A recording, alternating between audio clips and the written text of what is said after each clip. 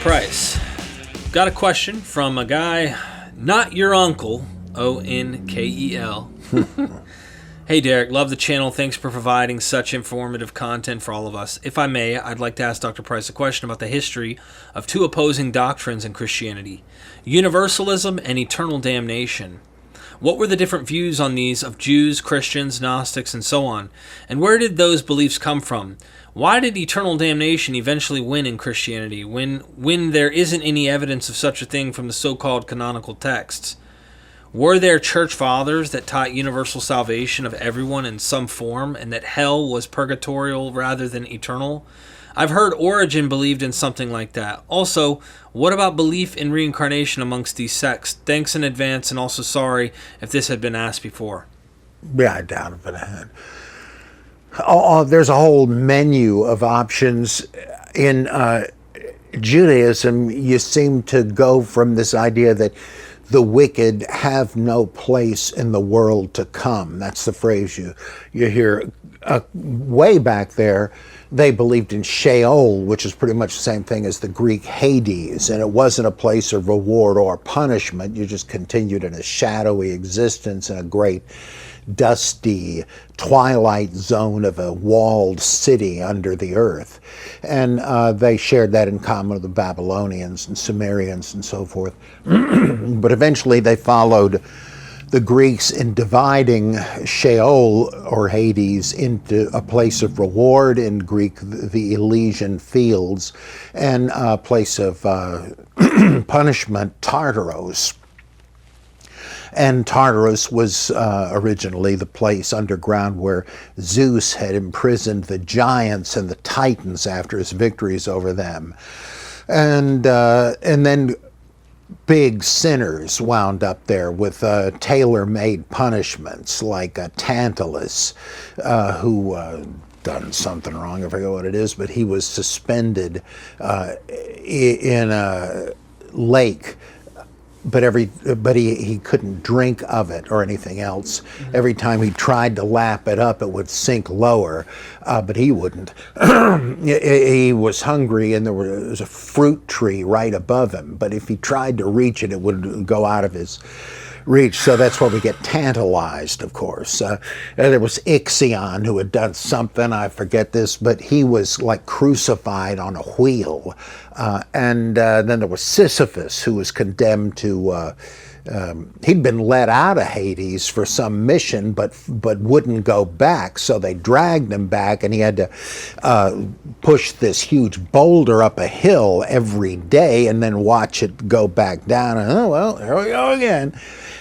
So they had various punishments. Let's see. The idea of a blazing hell caught on from Neo-Pythagorean missionaries from Sicily.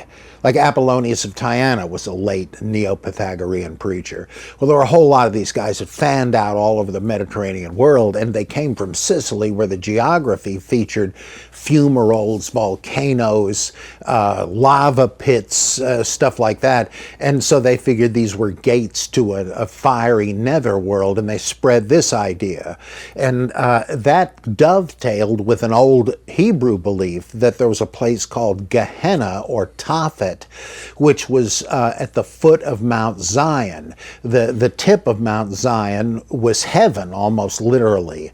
The altar there was the gate of heaven.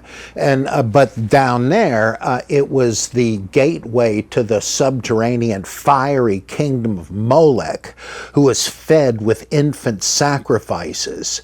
And it wasn't a place of punishment or of conscious torment.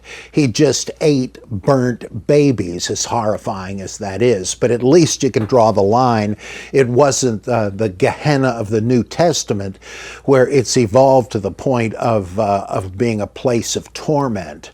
The Gospels speak of both Hades and Gehenna, and they speak of the Gehenna of fire, and it's translated the fire of hell, but I'd rather not do that. I think it's important to maintain the distinctions. if anything, it kind of looks like hell was a place where nations went, wicked nations, though that's a little vague to me. But nonetheless, does the okay, back to Judaism. They eventually went the hell route and said that different sinners were going to receive horrible tailor-made punishments too. That ascribed to Jesus was he would be forever in a vat of boiling dung. And they really hated that guy because of the demon Christians made of him, persecuting them. So they went from just mortalism, I guess you'd call it, that's the last of you, to post-mortem punishment. Eternal, apparently. Well, in early Christianity, you seem to have different ideas within the New Testament.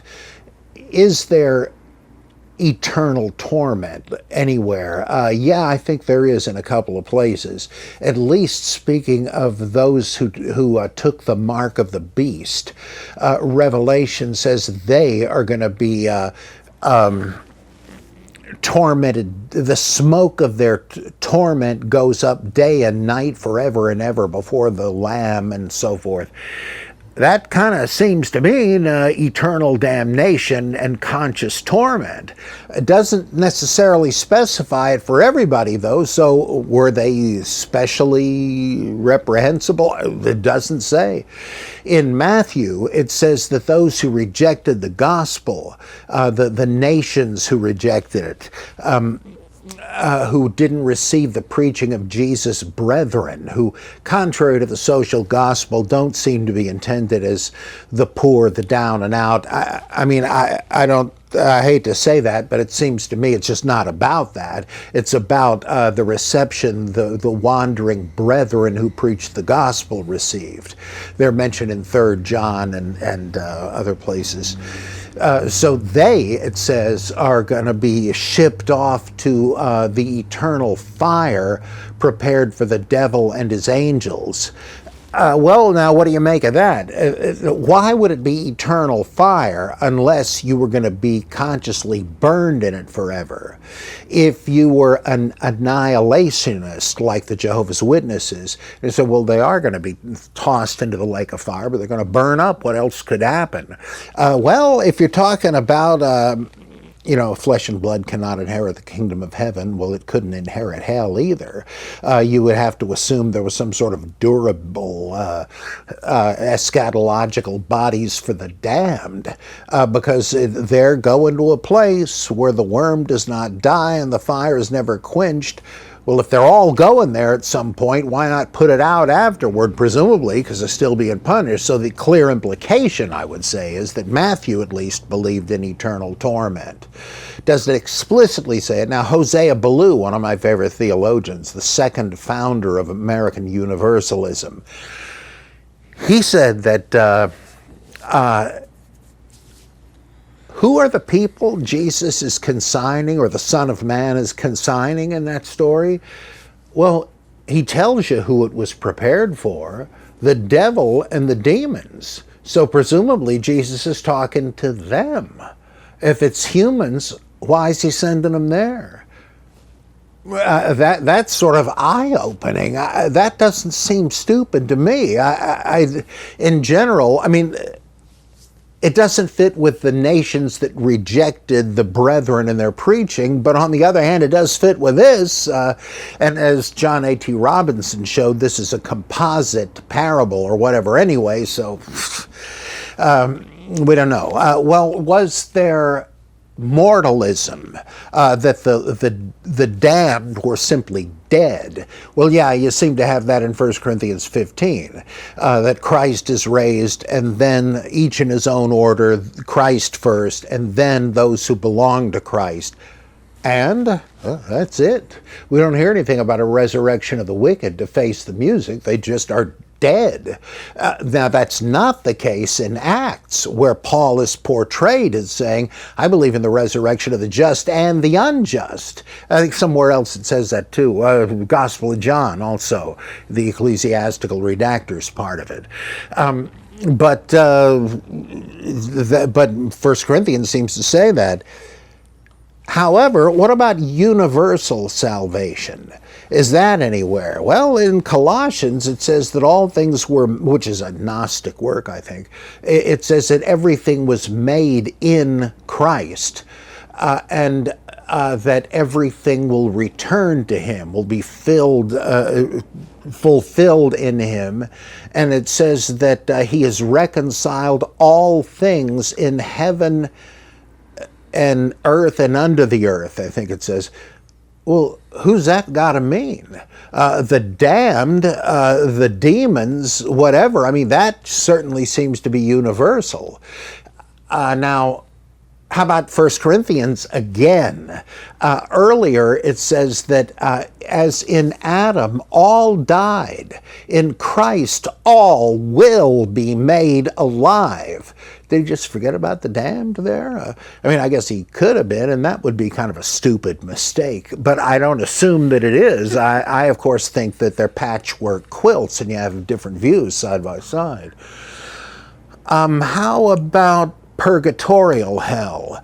That seems to me implied in the statement where Jesus says, you better settle out of court before you get there, because you may lose, and then the bailiff will be carting you off to debtor's prison, and you're not getting out of there until you've paid every stinking cent of the debt you owe. And forgive us our debts. This seems to be about the final judgment, though it might not be. It could just be practical advice that, hey, look, don't be so quick to take people to court. Wouldn't it be better? I mean, there's a couple of other examples of that where it's just wise advice and etiquette. Don't take the chief seat at the banquet. Stupid, because it's probably not for you. Check the name card and go to the end. If you're in the wrong seat, they'll say, what are you doing down there? Come on up. And then everybody will say, wow, that guy really counts. Is Jesus Christ given advice like that? I guess so, or somebody thought it would be a good idea to have Jesus say it. So who knows? But this is, of course, where Catholics back up purgatory, that it's limited in time. You have quantifiable sins, like the great Catholic theologian Guido Sarducci said. They're 35 cents, the sins, but they mount up. And I don't know, in Buddhism and Hinduism, hell is always purgatorial. You are going to get out, but of course it may be several trillions of years from now, and by that time you're like, you're gone anyway. You don't even know where you are. But you do find a range of post-mortem ideas, but nothing beats the variety of Buddhist hells. There are hundreds of them, and they're tailor-made for different categories of sinners. And the sadistic fiendishness of the holy men that made this stuff up is unimaginable. You find stuff like it in the Apocalypse of Peter and then later in Dante's Inferno, but nothing as horrifyingly awful as in the hundreds of Buddhist hells. Thank you, Dr. Bob.